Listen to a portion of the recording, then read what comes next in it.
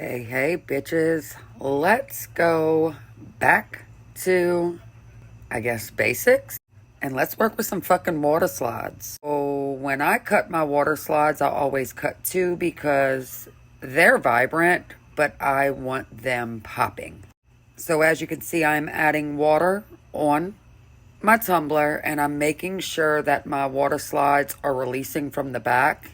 You do not want to force it. If you sealed these water slides correctly, they should feel kind of rubbery. I seal them with 4 coats of Rust-Oleum 2 times clear, letting them dry in between, and they come out perfect every time. But you do not want to force them off the backing. What you just saw me do, I was just squeegeeing the water out because it will cause air bubbles, water bubbles under the water slide, and you need to make sure that there is no water and it's completely dry. And I'm adding the second one on top, making sure that it is lined up. If they're not lined up, you'll be able to tell. The wording or your image will be blurry.